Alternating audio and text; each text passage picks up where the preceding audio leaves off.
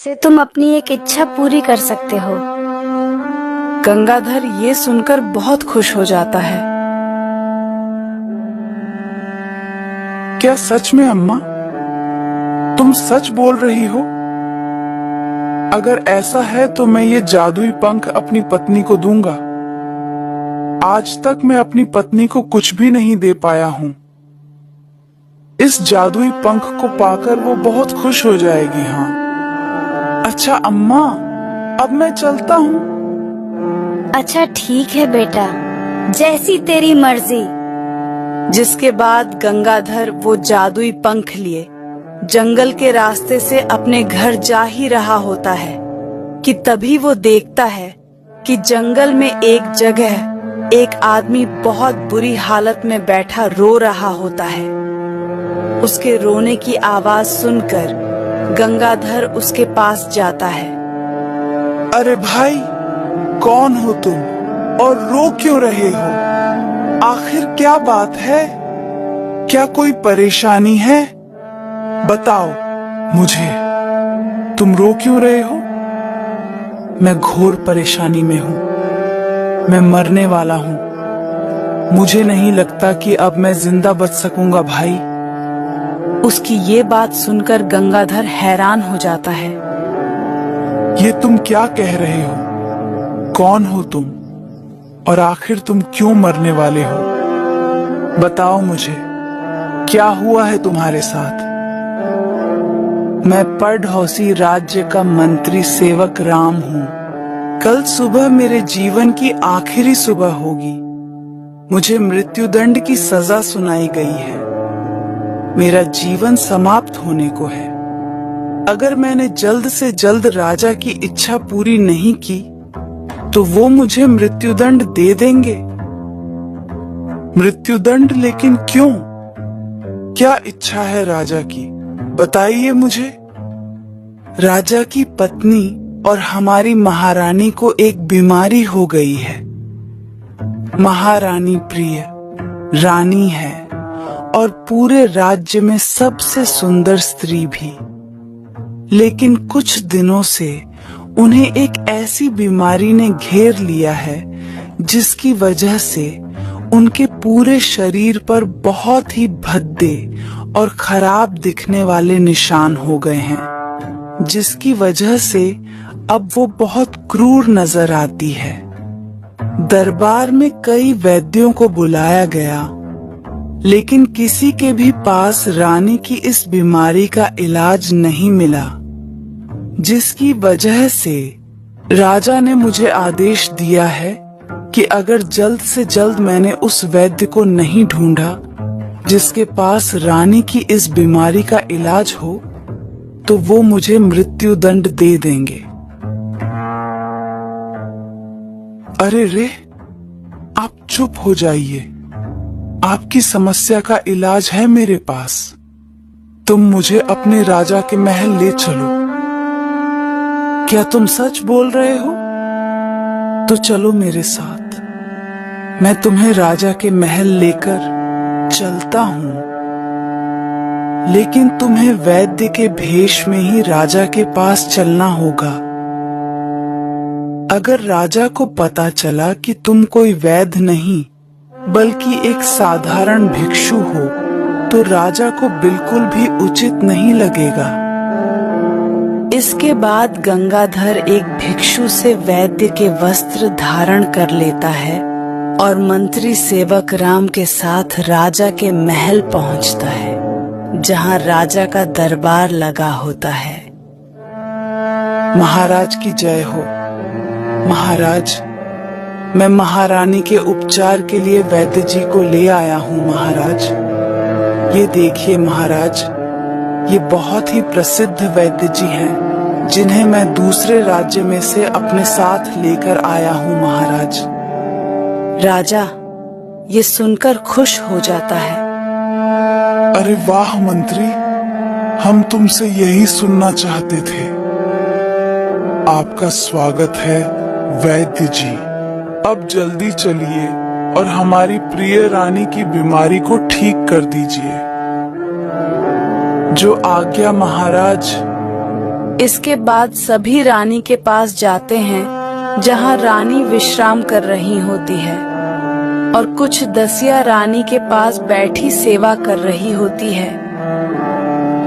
उठिए हमारी प्रिय रानी, देखिए आपकी बीमारी ठीक करने के लिए दूसरे राज्य से प्रसिद्ध वैद्य जी आए हैं। तभी रानी अपनी आंखें खोलती है। रानी के पूरे चेहरे और हाथ पर बहुत ही अजीब और खराब दिखने वाले भद्दे निशान होते हैं, जिसकी वजह से रानी बहुत डरावनी दिख रही होती है। नहीं नहीं महाराज, मैं किसी को अपना चेहरा नहीं दिखाऊंगी। देखिए तो कितनी कुरूप दिख रही हूँ मैं। नहीं नहीं, मैं नहीं दिखाऊंगी अपना चेहरा। रानी, तुम मेरी प्रिय रानी हो, यह तुम क्या बोल रही हो? देखो वैद्य जी आए हैं, यह अवश्य ही तुम्हारी बीमारी को ठीक कर देंगे। गंगाधर रानी के शरीर के सारे अजीब और भद्दे निशान देखता है और थोड़ा हैरान हो जाता है।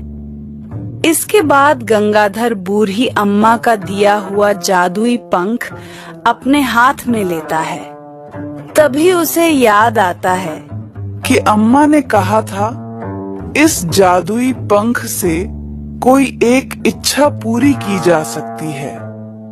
हे जादुई पंख, मेरी इच्छा है कि तुम रानी के ये भद्दे निशान दिखने वाली बीमारी ठीक कर दो। अगर रानी की बीमारी ठीक नहीं हुई तो बेचारे मंत्री सेवक राम को मृत्यु दंड दे दिया जाएगा। तभी गंगाधर जैसे ही जादुई पंख को रानी के मुख पर रखता है, अचानक देखते ही देखते काफी तेज रोशनी होती है और रानी के सारे भद्दे और खराब दिखने वाले निशान गायब हो जाते हैं। ये देखकर सभी बहुत खुश हो जाते हैं। महाराज देखिए, देखिए ना, मैं एकदम ठीक हो गई हूँ। देखिए मेरा रूप पहले की तरह चमक रहा है। देखिए ना महाराज, हाय हाय, वाह वाह, मैं फिर से सुंदर हो गई हूँ। मैं सुंदर हो गई हूँ।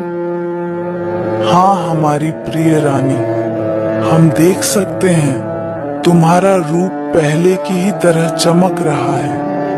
वाकई ये हमारे लिए बहुत खुशी की बात है। वाह हमारे प्रिय मंत्री, हम तुमसे बहुत प्रसन्न हुए। अब तुम्हें मृत्युदंड नहीं दिया जाएगा। वैद्य जी, तुम्हारा बहुत बहुत धन्यवाद जो तुमने हमारी प्रिय रानी की बीमारी को ठीक कर दिया। हम आपको भेंट स्वरूप 100 सोने की मोहरें देते हैं। इतना सुनते ही गंगाधर खुश हो जाता है। आपका धन्यवाद महाराज, लेकिन आप एक सच नहीं जानते हैं। मैं कोई वैद्य नहीं हूँ, बल्कि एक साधारण भिक्षु हूँ जो आपके ही राज्य से दूर एक छोटे से गांव में भिक्षा मांगा करता है। आपके मंत्री ने मुझे रानी की दशा के बारे में बताया, तो मैं मंत्री को मृत्युदंड से बचाने यहाँ आपके महल में आ गया। राजा उसकी बात सुनकर थोड़ा हैरान हो जाता है। जी महाराज, मैंने आपसे ये झूठ बोला। ये कोई वैद्य नहीं, बल्कि एक साधारण भिक्षु है। मुझे माफ कर दीजिए महाराज। हमने तुम्हें माफ कर दिया है। तुम्हारे इस झूठ से हमें आज ये सीख मिली है कि एक साधारण सा भिक्षु भी अपने ज्ञान से बहुत बद्धा हो सकता है। व्यक्ति का कर्म ही उसे बद्धा बनाता है। तभी गंगाधर को सोने की 100 मोहरें दी जाती हैं, जिसको लेकर वो अपने घर जाता है।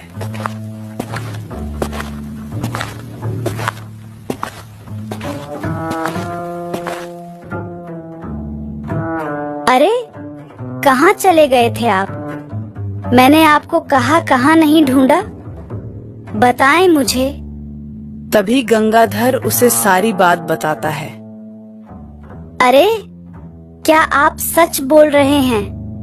मुझे माफ कर दीजिए जी। मैंने आपको कितना कुछ भला बुरा कहा और आपने पलटकर मुझे कभी एक शब्द नहीं कहा। आप सच में बहुत नेक दिल और ज्ञानी इंसान हैं। मुझे माफ कर दीजिए।